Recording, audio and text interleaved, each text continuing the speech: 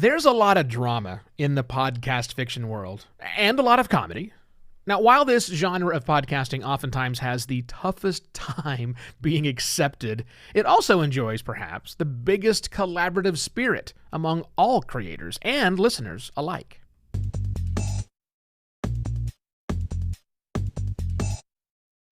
Hello and welcome to another Podcast Pontifications with me, Evo Terra. If you haven't listened to podcast fiction yet, you are really missing out. I am a huge fan of podcast fiction. Yes, I listen to the news stories, and I've even listened to a sports program and some comedies and lots of talky talk back and forth and in-depth investigative journalism. But I'm telling you, this podcast fiction thing is really kind of cool. Now, if you're thinking that it's just audio drama, it's just repurposed from the 1930s radio, no, actually that's not what it is at all. It certainly can be, if that's what someone is trying to replicate, but it's a much wider playing field than that, with full cast audio dramas that are being produced on a regular basis, with amazing soundscaping, sound effects, really talented voice actors. There are solo efforts where one person narrates and reads a piece of fiction, oftentimes that they have written. Small cast, everything in between. Whatever the podcast fiction is. Science fiction? Sure, lots of sci-fi and fantasy. But there's every kind of fiction. Just regular fiction for regular people. There's a lot of fiction out there that's good for the LGBTQ community. There's fiction for everyone out there on podcasting, and I encourage you to go find it and have a listen, because it is wonderful entertainment. Listen, if you like to read and you like to watch TV, and I'm talking specifically about fiction television series, fictional books that you read, go to the movies that are fiction, check out podcast fiction. You will be blown away by what is out there in the marketplace. I promise you. Now, title of the show says podcast fiction versus the world, because podcast fiction oftentimes gets skewered. It oftentimes is misunderstood. And seems to me that there is a constant bubbling of, I don't understand this thing, but I've been assigned to write about this thing, so here goes, approach from many of the journalists that are either in the space or getting into the space right now. And it's kind of a big challenge, and that's why it's versus the world, because podcast fiction people constantly struggle to have their voice heard by the larger podcasting community and just generally gain acceptance overall. And that's a problem, and that's why I'm pointing out to you that you should go try to listen to some podcast fiction so you can have a better understanding of what it's about. Now, let's get into some realities of things. There are some problems in the world of podcast fiction. There certainly are. I would be lying if I said that everything was perfect and fine.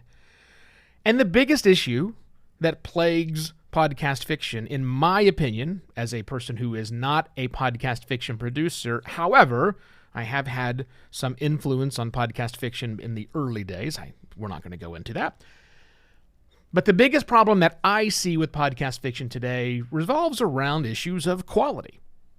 Yeah. Just because a podcast fiction series is out there doesn't mean that it's great.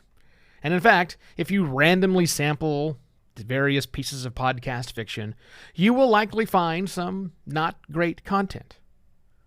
But that's the same way any creative endeavor works out, right?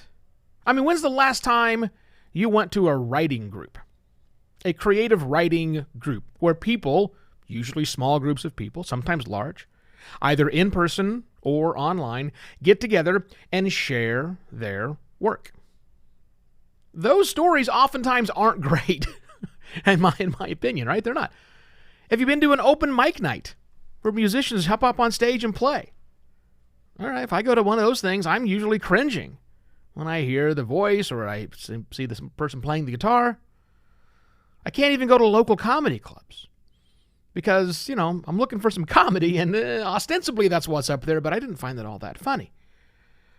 Okay, I said all that, but that's just me. The people at that writing group, they go every single week. The people who sit in that open mic night are clapping and singing along and encouraging people. Same thing for the comedy club. People are laughing. They're having a great time. Look, just because I personally am not doesn't invalidate the entire system. And in fact, it just means maybe that's not for me. And that's okay. Another problem with podcast fiction is they're often locked out from the advertising boon that many podcasts are seeing these days. That's for a number of reasons, primarily because the people who sell the advertising on podcasts don't really know about podcast fiction and don't understand the very different nature of listening to a piece of fiction on podcast as opposed to a news or interview type show. But at the same time, I think they're missing the boat because what's the one type of advertising that podcasts win out over radio and other areas? That's the live host read. Who better to do a live host read than people who are making fiction, than the actors who are behind the microphones? That's great stuff. You can incorporate that live read into the story. It's wonderful. Another problem with podcast fiction is that it's a lot of hard work. Listen, just from the writing stage, writing content that is to be consumed via the ears only is very different than writing content that will be consumed either with eyes on screen or eyes on page. Giant paragraphs that make you sound really smart in print don't work in the audio world. The things that you think might make a lot of sense on screen don't work when we don't have our eyes to work with, it's just our ears. That's just the writing. Then there's the process of actually making it, finding talented actors to do it, finding someone to sound. It's a giant amount of work. So what can we learn? Those of us that do not do podcast fiction, what can we learn from the podcast fiction community? I think there's a lot we can learn, but it also, the biggest thing to me centers around camaraderie.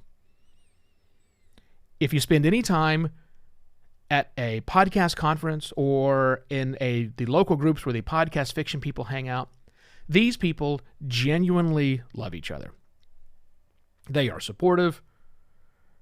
They lift each other up when it needs to be lifted. They are happy to sing the praises. They are as tight-knit of a community as I have seen in podcasting. Way more, in my opinion, than the other genres of podcasters. So even if you are not making podcast fiction, if there's a podcast fiction group in your area, I highly recommend trying to find them. Spend some time with them. At the next conference you go to where there will be podcast fiction tracks, go sit, listen, don't cringe, just sit and listen and watch the community around them.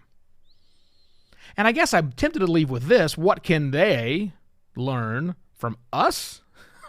Yeah, right. I'm not about to go there, right? Because I'm pretty sure that one less old white man telling these people who create podcast fiction what they should be doing would be a good thing. So, no, I will not do that. I will ask you, however, to let me and your fellow podcasters know what your favorite podcast fiction is. I maintain a list of shows that I really enjoy on Podchaser. I will include a link to my Podchaser list. It's called Evilicious Podcast Fiction. Very good quality podcast fiction.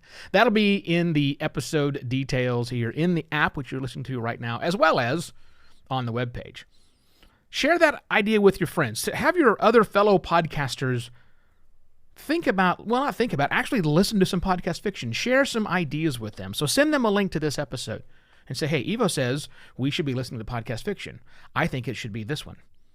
Let's see if we can get some more understanding of the podcast fiction out amongst us and help knock down some of these problems. That's it. I shall be back tomorrow with yet another podcast Pontifications. Cheers.